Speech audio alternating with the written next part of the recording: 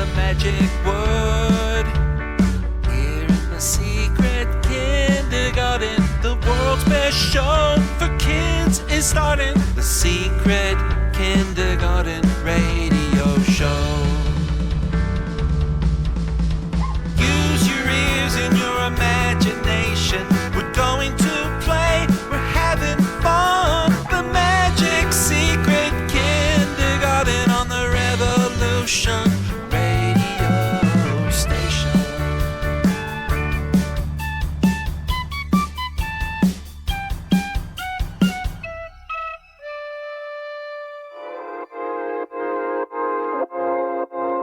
Hello everybody, and welcome to the Secret Kindergarten. I'm your host Gino, and today is Sunday, the 25th of February, down here in New Zealand.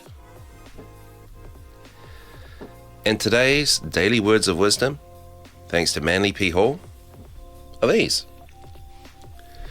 When we feel stuck in a tough spot with no bright future ahead, we should focus on improving ourselves, how we act, spend our time, and how we use what we have.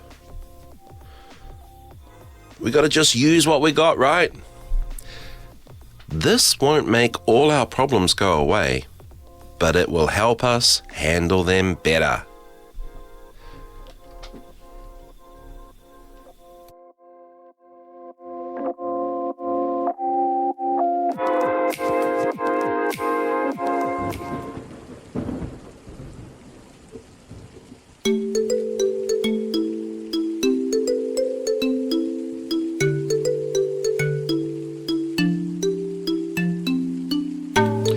You know what time it is.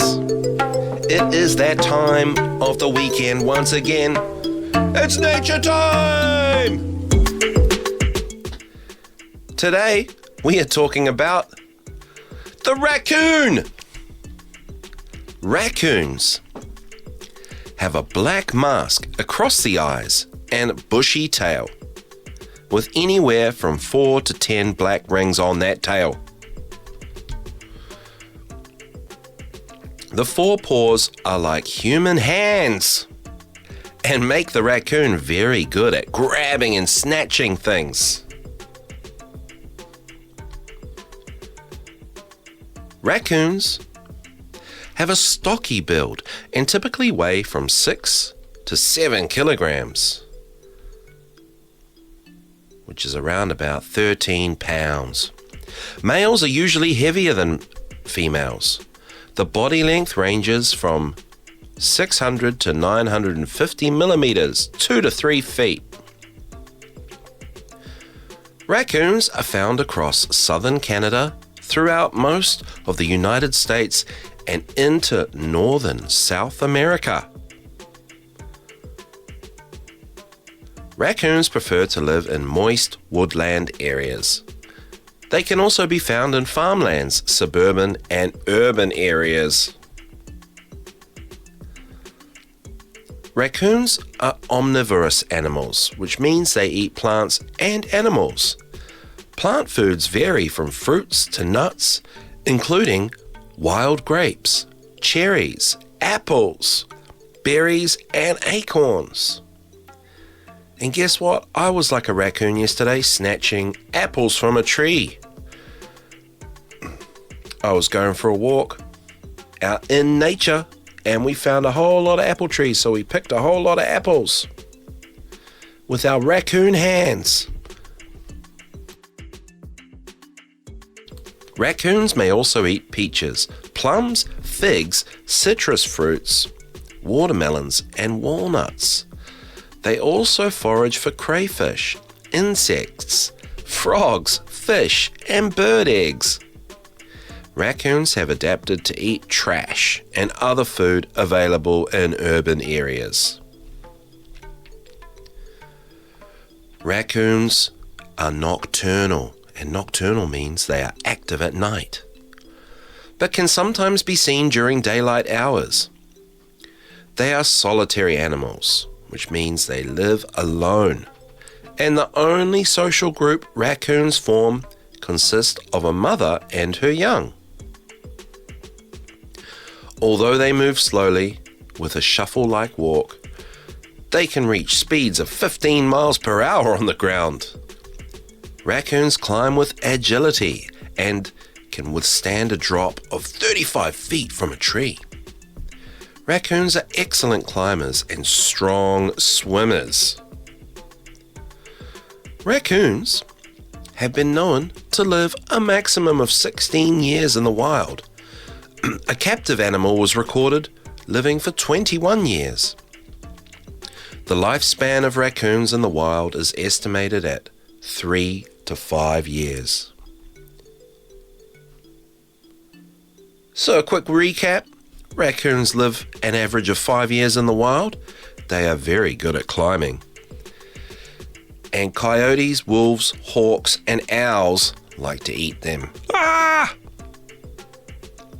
Raccoons are nocturnal animals, so they are very rarely seen during the day, and they have excellent night vision. And there you go. And now, I would like to read you a story, a real life story about a real raccoon. How about that? This story is called, it's a story about Trooper, a raccoon called Trooper, The True Adventures of a Blind Raccoon by Kyle L. Miller.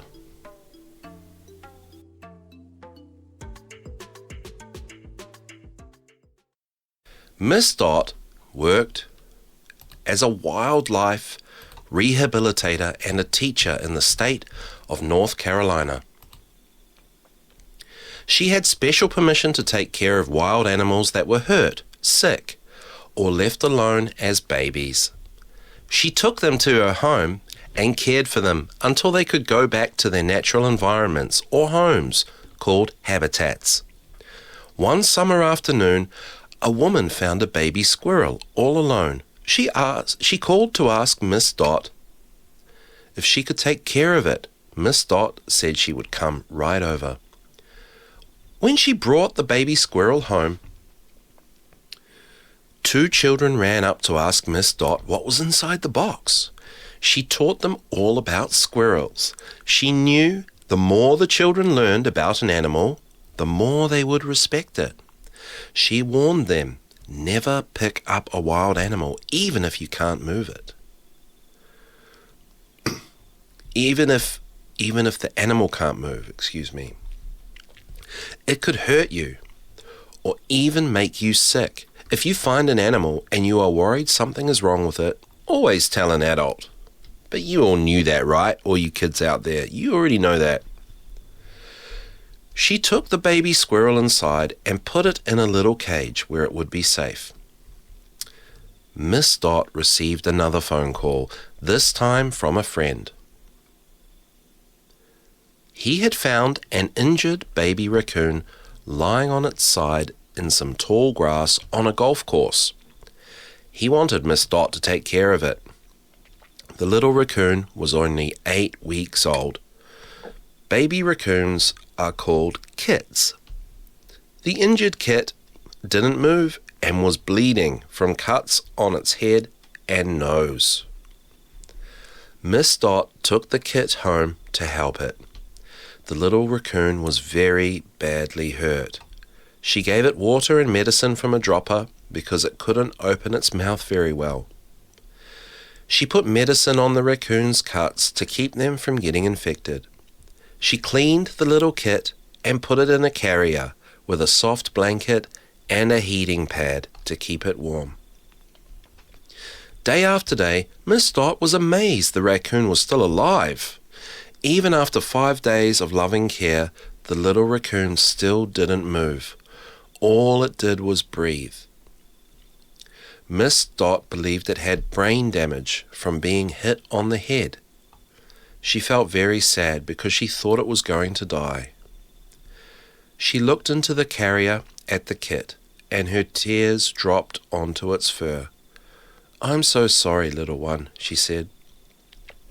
I have done all I can for you, but you're not getting any better." Just when she was about to give up, the baby raccoon picked up its head and yawned. It even moved its body a little bit. Miss Dot was so happy. "What a little trooper you are," she told the little kit. A trooper is someone who goes through hard times without crying or complaining. Then she gently picked him up and said, "I'm going to name you Trooper." She knew this little raccoon was fighting to live even though he was badly hurt. He was a real trooper. As Trooper got better, Miss Dot exercised him every day. She wanted his little body to get stronger and his wounds to heal. She carefully rubbed his muscles and moved his legs in warm water to help his body get well. Trooper didn't seem to mind the water at all, even when he was given a bath. As he got stronger, he could almost stand up without help by leaning against the side of the bathtub. Miss Dot was very proud of him. After his bath one day, Miss Dot dried Trooper and looked into his eyes. He did not look back at her. She thought he might not be able to see. She tested his eyes by shining a flashlight at his face, but he didn't blink. He was blind. Then she tested his hearing by clapping her hands next to his head. His ears didn't move. He was also deaf. "Oh no," said Miss Dot. She was very upset. Trooper could never be set free if he couldn't hear or see. In North Carolina, if an animal couldn't go back into the wild, it had to be killed. That was the law. Miss Dot was worried that a naughty wildlife officer would come and take Trooper away if he didn't get better. She would not give up on Trooper. She believed he was getting better all the time. She hoped he would soon be able to see and hear her. To exercise on his own, Miss Dot put Trooper in a soft playpen so he wouldn't hurt himself if he fell. He practiced walking by feeling the sides of the playpen. It was a safe place for him, and he couldn't climb out. Even though Trooper was improving, he still had problems. Because his head was hurt, Trooper couldn't use his hands or eat by himself like other raccoons.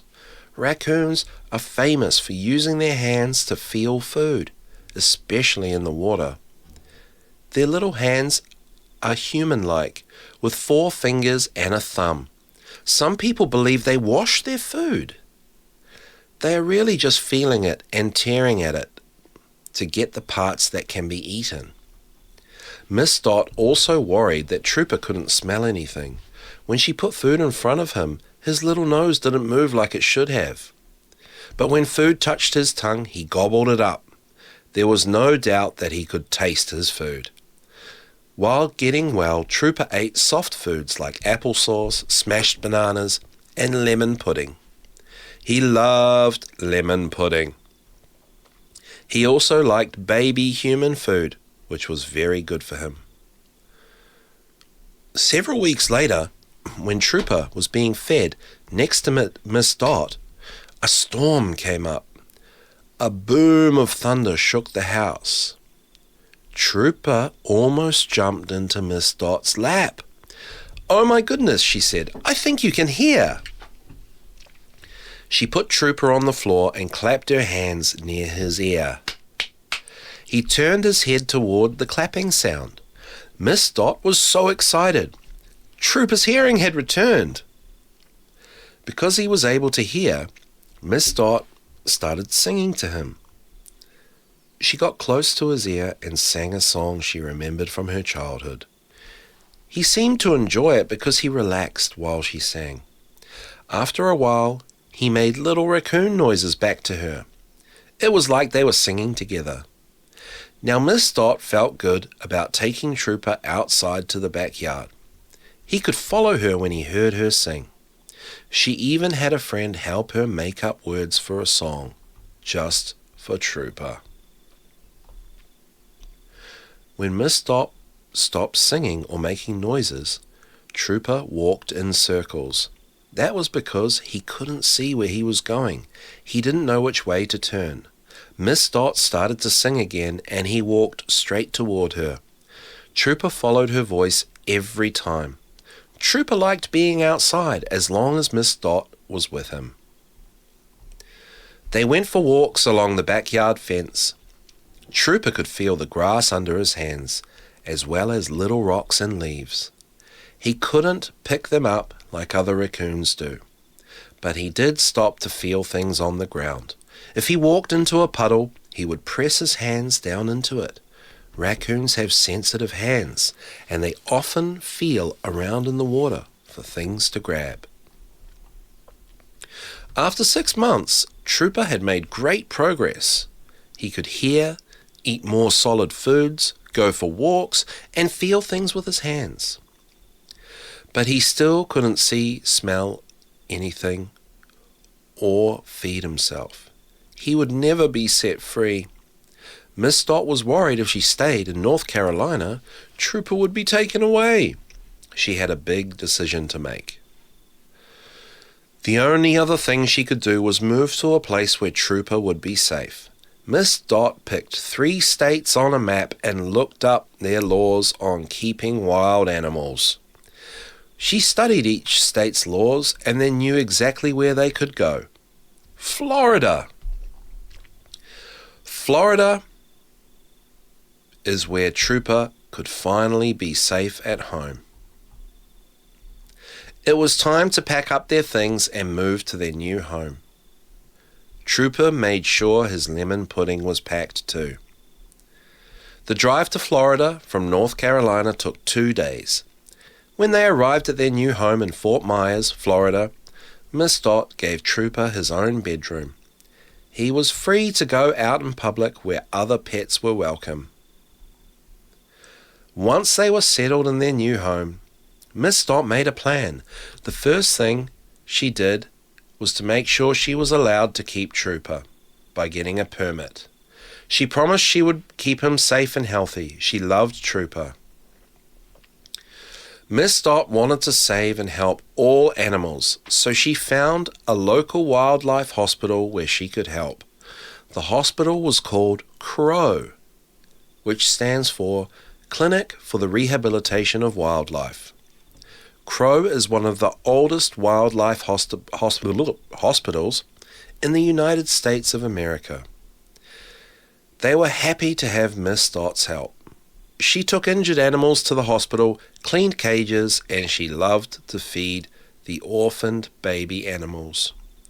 An orphan has no parents. Miss Dot wanted Trooper's story told in a book. She went to a bookstore to find an author to help her. An author is a person who writes stories for books. At the bookstore, Miss Dot found some children's books about wildlife. One book's author, Kyle Miller, lived nearby. Miss Dot decided to give her a call. She learned that Kyle Miller was also a volunteer at CROW. She loved to teach about wildlife. She agreed that it was important to tell Trooper's story. Miss Dot and Kyle Miller talked about how they could tell Trooper's story. They thought it would be a good idea to write a book. They also wanted to create an educational program so children could learn about respecting and protecting wildlife. The most exciting part of the program was that they could take Trooper with them. Miss Dot wanted Trooper to become an animal ambassador. That meant he would be a living example of the good side and the bad side of how people treat wildlife.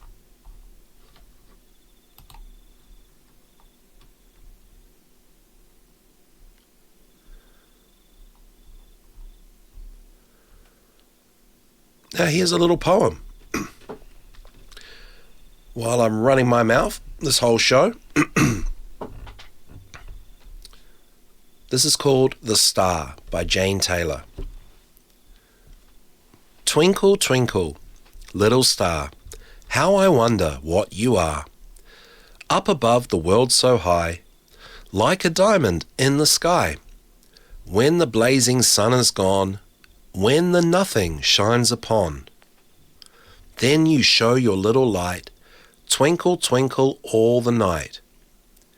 Then the traveller in the dark thanks you for your tiny spark. He could not see which way to go, if you did not twinkle so. In the dark blue sky you keep, and often through my curtains peep, for you never shut your eye, till the sun is in the sky. As your bright and tiny spark lights the traveller in the dark, though I know not what you are, twinkle, twinkle, little star. Clap, clap, clap your hands as slowly as you can. Clap, clap, clap your hands as quickly as you can. Pound, pound, pound your hands as slowly as you can. Pound, pound, pound your hands as quickly as you can. Shake, shake, shake your hands as slowly as you can. Shake, shake, shake your hands as quickly as you can. Pat, pat, pat your face as slowly as you can. Pat, pat, pat your face as quickly as you can. J-U-M-P jump, J-U-M-P jump. Can you do like a kangaroo and J-U-M-P jump? J-U-M-P jump, J-U-M-P jump. Can you do like a kangaroo and J-U-M-P jump? It doesn't matter if your legs are short or if they're long. Any legs will do to join the jumping in this song. J-U-M-P jump, J-U-M-P jump. Can you do like a kangaroo and J-U-M-P jump? When you jump on one foot, then it's really called a hop. So can you jump on one foot? Can you hop and can you stop? J-U-M-P jump, J-U-M-P jump. Can you do like a kangaroo and J-U-M-P jump?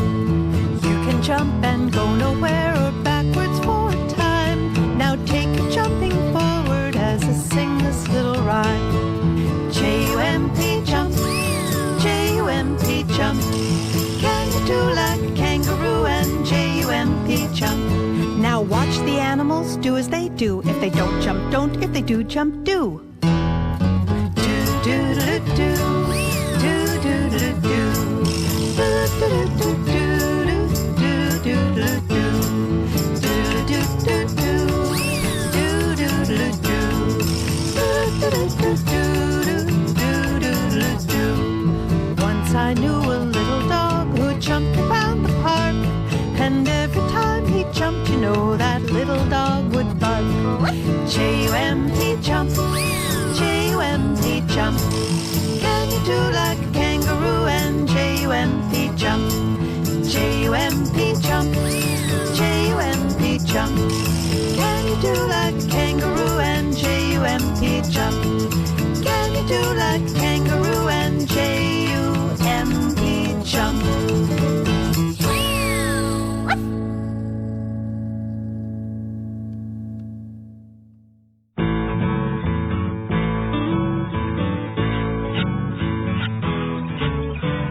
Rub-a-dub-dub, three kids in a tub getting ready for a holiday night. Rub-a-dub-dub, with soap and water they scrub, getting ready to start their holiday right. In Norway, so far away, all the children getting ready for a holiday. Wash fingers and toes, elbows and nose, so when the holiday comes they're ready to go. Rub-a-dub Rub-a-dub-dub, three kids in a tub getting ready for a holiday night.